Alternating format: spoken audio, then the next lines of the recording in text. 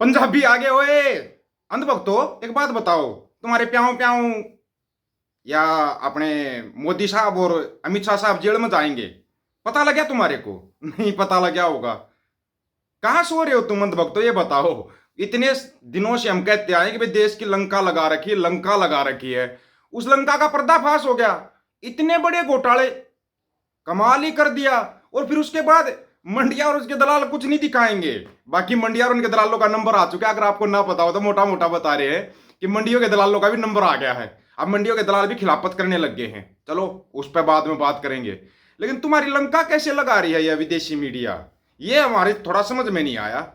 अनुभव तो ऐसे भी होता है क्या? मतलब कि प्याऊ प्याऊ के साथ ऐसा कर दिया क्या? बिल्कुल बाकायदा नाम लेके, बाकायदा नाम लेके। In India, Modi, who signed up for the Quad defense pact with the United States, and Britain taking U.S.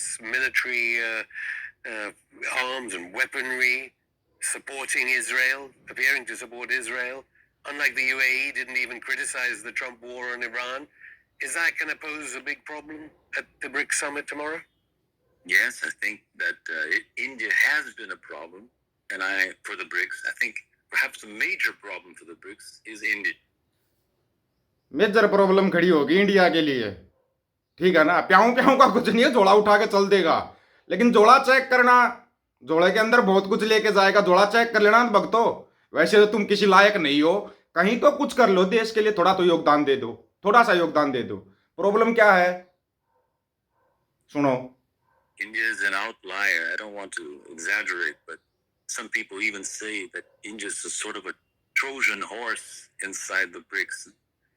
I wouldn't go that far, but I do think that Modi has shown some strange things from my perspective. How can he support Israel? How can he have a good relationship with Netanyahu when Netanyahu and Israel are doing what they're doing? What does that say about India? How do the Indian people feel when they see their president, their government, supporting a genocide in Gaza and supporting unilateral attacks, not supporting, but silent on unilateral attacks against Iran by the US and Israel? I understand what the motivations of India are. Also, now, India fears China, and it feels the need to maintain a certain proximity with the US. But that has become a major factor of weakness inside the BRICS grouping, in my opinion. Except that India is part of the North-South. फंस गए Israel का। तुम भी तो समर्थन कर रहे थे ना भक्तो, तुमने भी तो समर्थन किया था इजराइल का। तुमने क्या किया नहीं था? तुम तो भाग भाग के समर्थन कर रहे थे। लेकिन वो ईरान ने ना ऐसी धज्जियां उड़ाई सबकी कि तुम्हारी आंखें लाल पीली होगी। इतने 1000 करोड़ का घोटाला कर रखा है क्या मोदी साहब ने? एक बात बताओ अंध भक्तो, कितना? लाखों हजारों करोड़ का घोटाला पर्दाफाश हो गया। पर्दाफाश हो गया तुम्हारे प्याऊ प्याऊ का। हम तो पहले कहते आए थे भाई इन्होंने देश को लूट लिया, सब कुछ बेच दिया, बर्बाद कर दिया, नीलाम कर दिया देश को। देश को भी, देश की इज्जत को भी नीलाम कर दिया। कानून नाम की चीज बाहर के देशों के अंदर होती है, लेकिन यहां पे कोई कानून नाम की चीज नहीं है। कहीं तुम सोच रहे हो कानून नाम की कोई चीज होगी? कुछ भी नहीं है। अनभक्तो अब क्या होगा तुम्हारा, मेरे तो कुछ समझ में नहीं आ रहा है। आज सवाल ये कि 4.5 साल तक सेबी सो क्यों रहा था? सेबी ने इस पर सवाल क्यों नहीं उठाए? तो फाइनेंशियल डिस्क्रिपेंसीज के मामले में ये सरकार बुरी तरह से विफल रही है।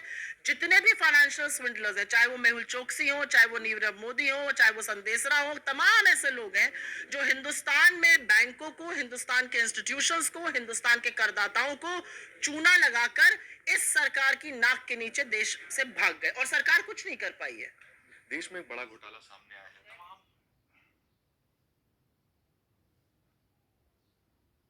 वो इक्विटी मार्केट में भी और डेरिवेटिव मार्केट में भी ऑपरेट करता था। वो इक्विटी मार्केट में शेयर प्राइस का मैनिपुलेशन करता था और डेरिवेटिव मार्केट में उससे फायदा उठाता था और अवैध रूप से जबरदस्त मुनाफाखोरी करता था, जिसकी खामियाजा हमारे छोटे निवेशक भुगतते थे। उसके बाद ये पैसा वो लगातार यूएस रिपैट्रिएट करता रहा। जनवरी 2023 से मार्च 2025 के बीच में करीब करीब उसने 44,000 करोड़ रुपए कमाए। प्रॉफिट में, शुद्ध प्रॉफिट में, और ये पैसा रिपैट्रिएट किया।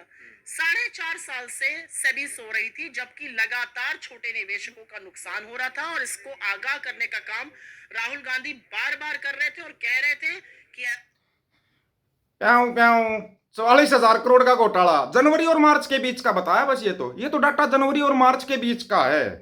पूरा अगर 11 साल का उठाओगे तो तुम्हारी लंका लगा चुका है तुम्हारा प्याऊं प्याऊं। और ऐसी लंका लगा चुका है, विदेशी मीडिया ऐसे नहीं बोलती कि Modi is a liar. Liar का मतलब क्या होता है? अरे हिंदी में क्या बनता होगा? झूठा ही बनता होगा ना। तो क्या हो गया?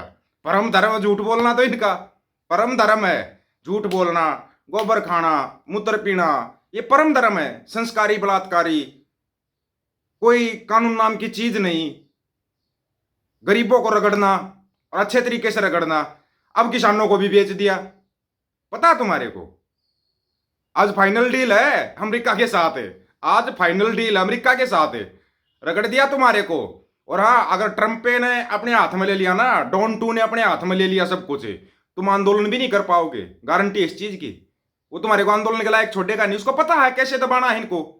मूर्खों का देश है। इनको यहाँ पे चमत्कार दिखाओ, चमत्कार को नमस्कार करते हैं ये ना। दे बाबा तो इतने बड़े बने बैठे हैं, हजारों लाखों करोड़ों रुपए कमा के बैठे हैं बाबा। कहां से कमाए इन्होंने?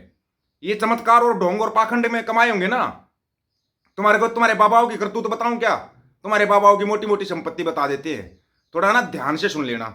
तुम्हारी राधे माँ 200 करोड़, साध्वी रतम्बरा 500 करोड़, राम रहीम 600 करोड़, राधा स्वामी 3,000 करोड़, निरंकारी बाबा 10,000 करोड़, जय गुरुदेव 12,000 करोड़, नित्यानंद स्वामी 10,000 करोड़, निर्मल बाबा 5,000 करोड़, मुरारी बापू 3,000 करोड़, आशाराम 2,300 करोड़, रामदेव 1,600 करोड़, अमृतानंदी देवी 1,500 करोड़, श्री श्री रविशंकर 1,000 करोड़, धीरेन्द्र शास्त्री ओ बगेसराला 900 करोड़, रामपाल बाबा 300 करोड़, प्रदीप मिश्रा 191.6 करोड़, साकार विश्व हरि 100 करोड़, सतपाल महाराज 75 करोड़, देवकी नंदन 30 करोड़। कहां से कमाए इन्होंने?